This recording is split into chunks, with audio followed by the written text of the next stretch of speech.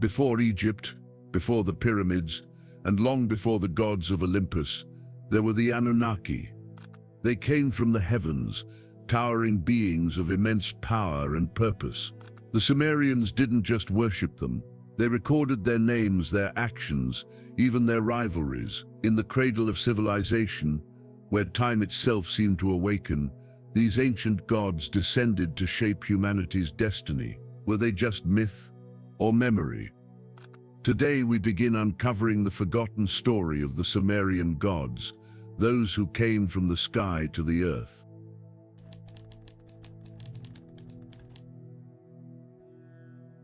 In the heart of ancient Mesopotamia, between the Tigris and Euphrates rivers, emerged the first known civilization in human history, Sumer. Long before Greece, Egypt, or China left their mark, the Sumerians were already building cities, crafting laws and gazing at the stars. By 4000 BCE, the Sumerians had founded bustling city-states like Uruk, Eridu, and Lagash. These weren't primitive villages. They were organized urban centers with temples, irrigation systems, schools, and trade routes. It was here that the first form of writing appeared, cuneiform etched onto clay tablets that would preserve their knowledge for millennia. But the true mystery lies not in what the Sumerians built, but in what they believed. Unlike later mythologies filled with abstract deities, the gods of Sumer were deeply involved in everyday life. Each city was said to be ruled by a patron deity, whose temple stood at the center of all activity. Farmers, artisans, scribes, everyone paid tribute to the divine rulers who, according to legend, descended from the heavens and established order on earth. The ziggurat, a massive terraced structure reaching toward the sky, symbolized this divine connection. It wasn't just a temple, it was a stairway between worlds. Priests would ascend it to communicate with their gods. Rituals were performed, offerings made, and secrets whispered into the winds. What's astonishing is not only their belief in gods, but the precision and complexity with which they described them. These weren't vague spirits. The Sumerians named them, detailed their roles, their emotions, their wars, and even their punishments.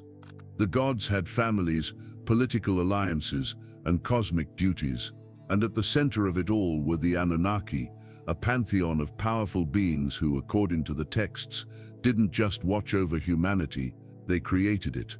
Even the structure of society mirrored this divine hierarchy. Kings were not seen as mere rulers. They were chosen by the gods, often said to carry divine blood. Laws like those written by King Ur-Nammu, or later Hammurabi, who drew from Sumerian ideas, were believed to be inspired by divine justice. The Sumerians also excelled in astronomy, medicine, and mathematics. They divided time into 60 units, which we still use today in minutes and seconds, tracked lunar cycles, and mapped the skies with such detail that some researchers question how such ancient people acquired such knowledge. Were they simply brilliant observers, or were they, as their myths suggest, taught by those who came from the stars? This is the paradox of Sumer. How could a civilization so advanced emerge seemingly out of nowhere, fully formed with systems, laws, language, and myths? Even modern archaeologists are baffled by the sudden and unmatched sophistication of the Sumerians. And this is where the Anunnaki truly enter the stage, not as symbolic gods, but as the key figures in a cosmic drama that may have rewritten the origins of humanity itself.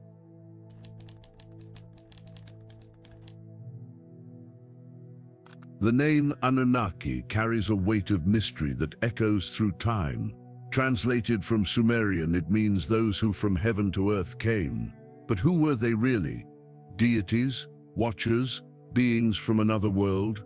According to ancient Sumerian texts, the Anunnaki were a group of powerful entities descended from the primordial gods Anu, the sky god, and Ke, the earth goddess.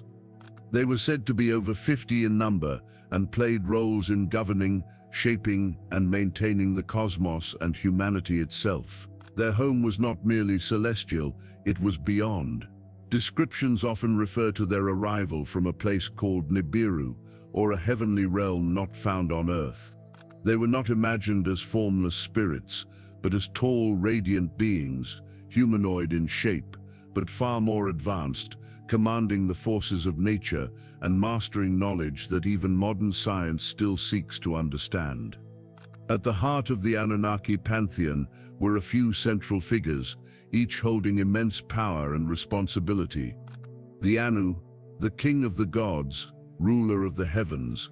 Anu rarely descended to earth, but remained the supreme judge, the one who passed authority to the other gods. Enlil, Anu's son, god of air and storms, Enlil held dominion over earth. He was responsible for enforcing order, granting kingship, and at times punishing humanity. Enlil was stern, authoritarian, and feared. Enki, also known as Ea in Akkadian mythology, Enki was the god of water, knowledge, and creation. Unlike his brother Enlil, Enki was seen as humanity's protector. He defied divine commands to save humans from destruction more than once. Inanna Ishtar, goddess of love, war, and the heavens. Inanna was powerful, fierce, and deeply involved in human affairs. Her myths speak of passion, conflict, and divine descent into the underworld. These were not mere symbols or metaphors. The Sumerians described their appearances, behaviors, relationships, even the dwellings and temples they occupied on earth. Temples were built as houses for the gods, where they were said to live, not symbolically, but literally. The Anunnaki didn't just create laws or inspire ideas, they took action. In the Epic of Atrahasis, they are portrayed as gods who grew tired of laboring to maintain the earth.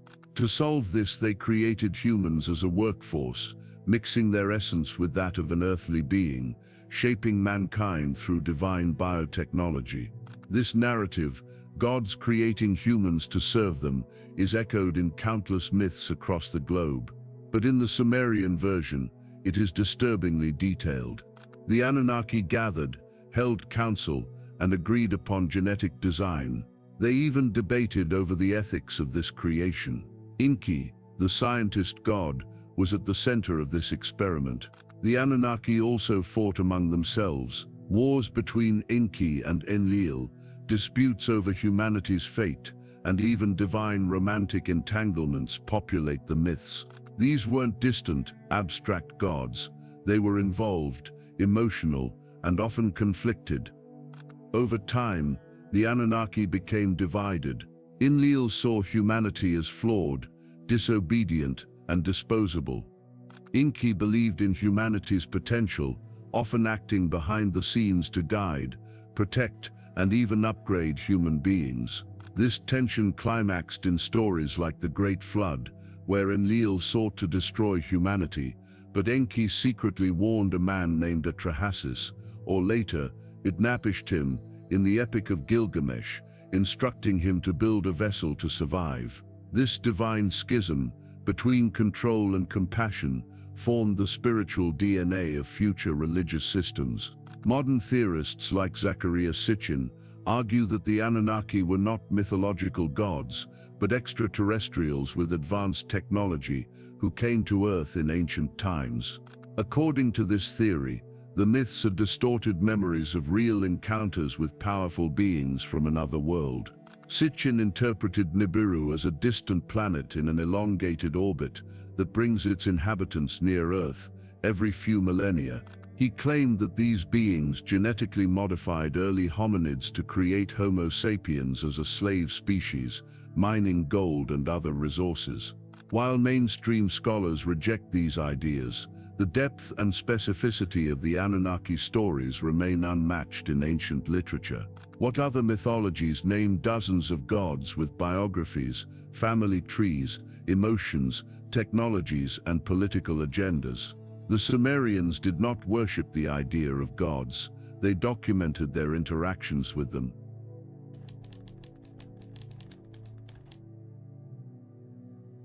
The story of the Anunnaki would have remained buried in myth, if not for the clay tablets unearthed from the ruins of ancient Mesopotamia.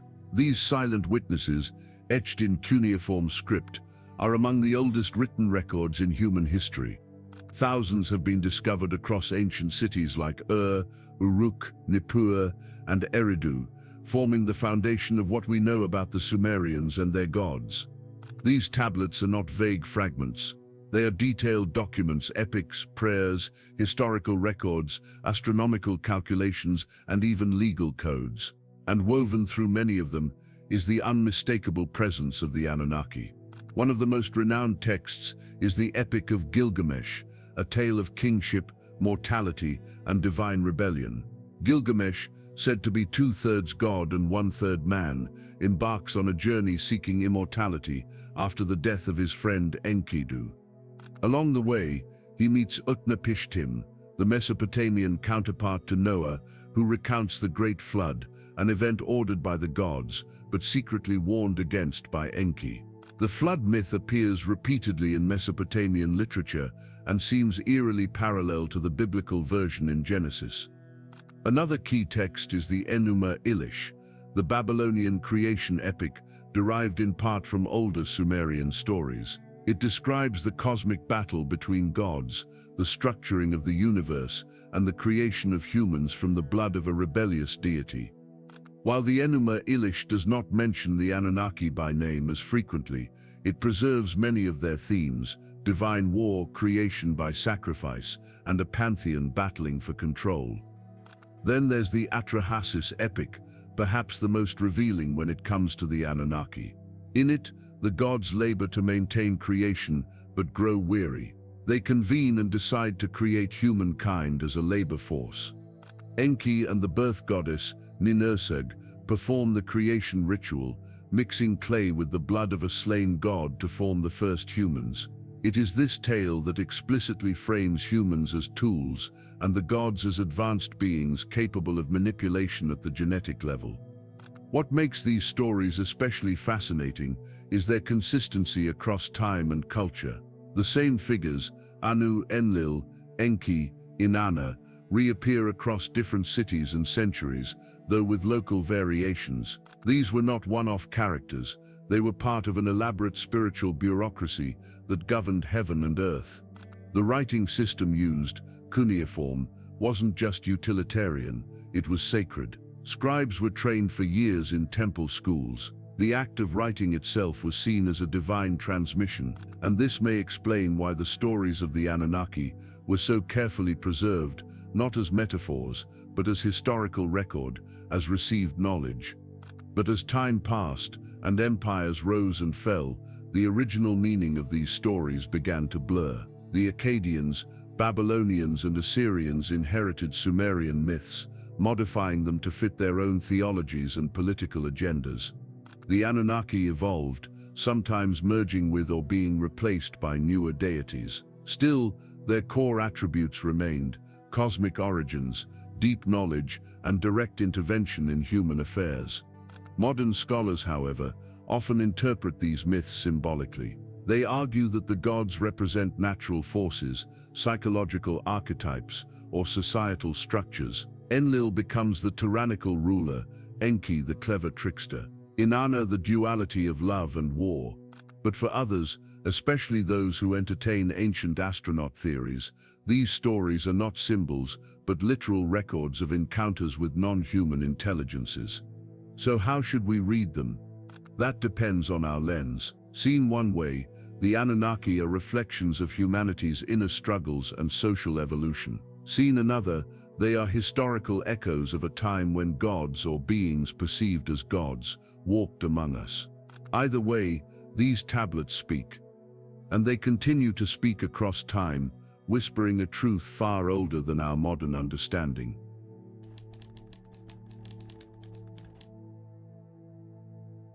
The story of the Anunnaki doesn't stand alone in the deserts of Mesopotamia. Across the world, in vastly different cultures and eras, we find echoes of similar beings, divine or celestial figures, descending from the skies, altering human destiny, and then vanishing into the mists of myth. Were these stories independent inventions, or could they be distorted memories of the same ancient reality?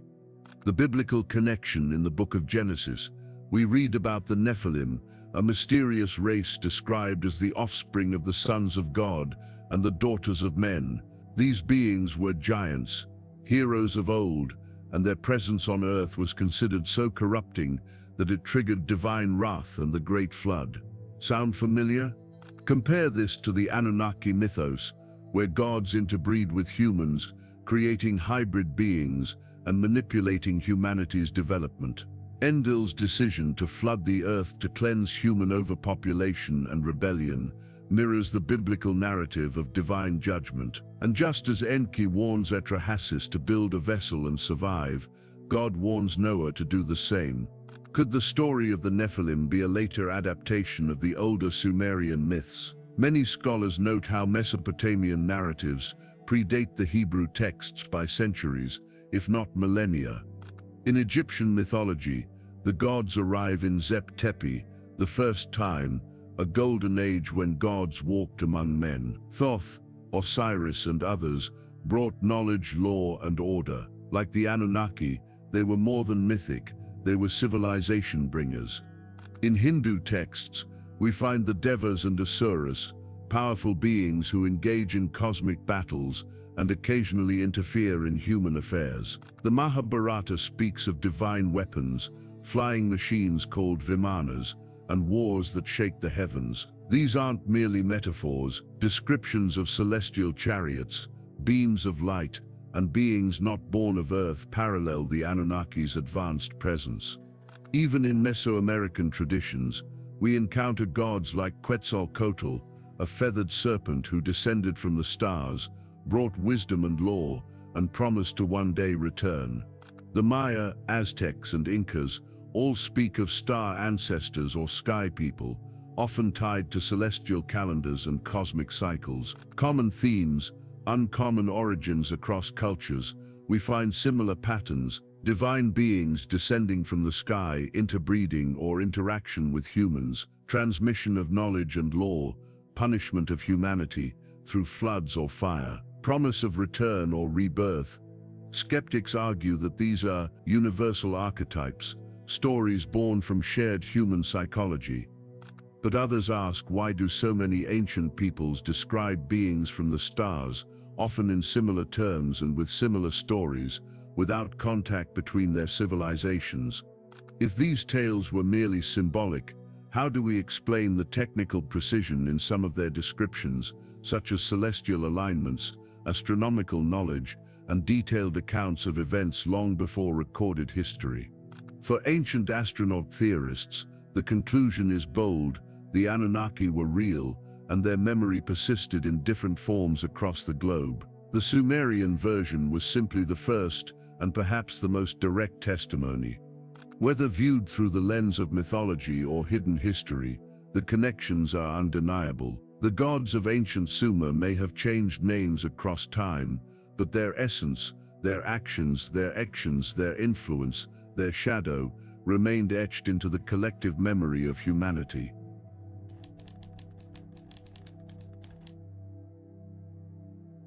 The Anunnaki have become a battlefield, not just of myth versus memory, but of science versus speculation. On one side, you have the academic establishment, archaeologists, historians, and philologists who view the Sumerian texts through a symbolic sociological lens. On the other, you find independent researchers, fringe theorists, and seekers of hidden truths who claim the Anunnaki were real beings, possibly even extraterrestrial. Let's examine both sides of this cosmic debate. Mainstream scholars generally interpret the Anunnaki as mythological figures, representing natural forces, ancestral memories, and political authority. To them, the stories are cultural expressions, rich in meaning but grounded in human invention.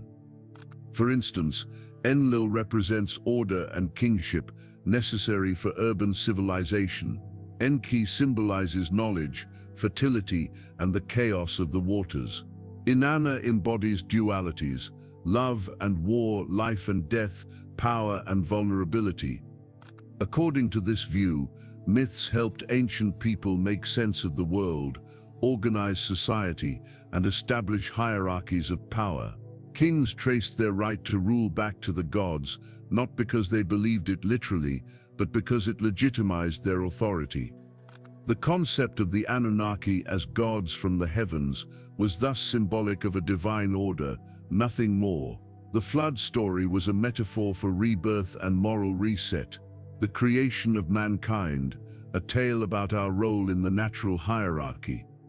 For academia, the idea of the Anunnaki as actual beings, let alone extraterrestrials, is pseudo-history based on selective readings, mistranslations, and modern projections onto ancient texts. But the story doesn't end there.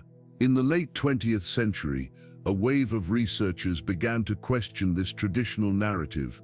Chief among them was Zecharia Sitchin, whose books, beginning with the 12th planet, sparked a global movement. Sitchin's controversial claim, the Anunnaki were flesh and blood beings from a distant planet called Nibiru, which orbits our sun every 3,600 years. According to him, they came to Earth in search of gold to repair their atmosphere, and in the process, genetically engineered humans to serve as workers in their mining operations. He based these claims on interpretations of Sumerian tablets, linking them to biblical texts, Egyptian myths, and modern archaeological mysteries. Sitchin argued that stories of gods descending from the sky, granting knowledge, and creating mankind were not metaphors, but memories of real events. Critics of Sitchin accuse him of mistranslating cuneiform, cherry-picking evidence, and blending science fiction with myth. But his defenders point out that mainstream academia often dismisses anomalies that don't fit the established model, and that many ancient myths are too consistent across cultures to be coincidence. Beyond Sitchin, other theorists point to ancient depictions of flying machines or skyboats, carvings of beings in advanced suits or with strange devices, knowledge of astronomy, genetics and metallurgy that seems out of place for the time. These clues, they argue, hint at a forgotten chapter in human history, one where we were not alone.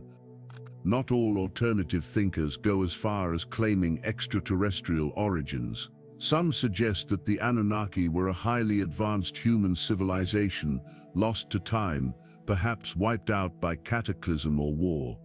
Others believe the stories are symbolic, but encoded, hiding spiritual or metaphysical truths that speak of humanity's forgotten capabilities and origins.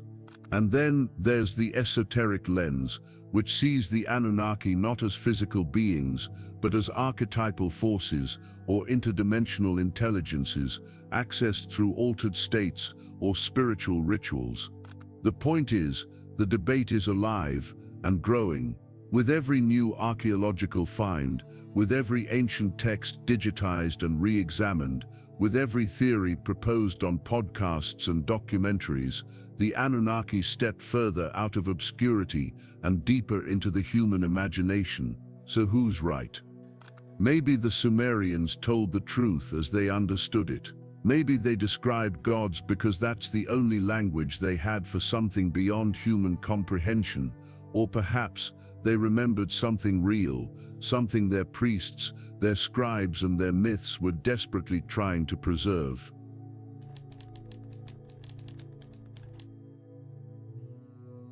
So, who were the Anunnaki? To some, they were nothing more than the gods of an ancient people, complex symbols created to explain the unknown. To others, they were real beings, powerful, advanced, and far older than our recorded history. And to a growing number of seekers today, they represent something more, a forgotten link in humanity's origin story. A doorway to understanding not just where we came from, but what we might become. The Sumerians, among the first to build cities, chart the stars and write down their thoughts, did not speak in vague terms. They left names, lineages, conflicts, laws, instructions, and above all, a consistent claim that we were not alone. Whether these beings were extraterrestrials, gods, or echoes of a higher intelligence, one truth remains: the story of the Anunnaki refuses to die. It lives in the ruins of ancient temples, in the pages of dusty tablets, and now in the collective curiosity of a world once again looking to the stars for answers. And if they did indeed create us, then we must ask the inevitable next question: how? In the next episode, we will explore the most controversial and astonishing aspect of this mystery. The theory that the Anunnaki genetically engineered humanity not as a gift, but as a necessity, not as creators of life, but as designers of labor. The myths say they gave us breath, but what else did they leave behind in our DNA?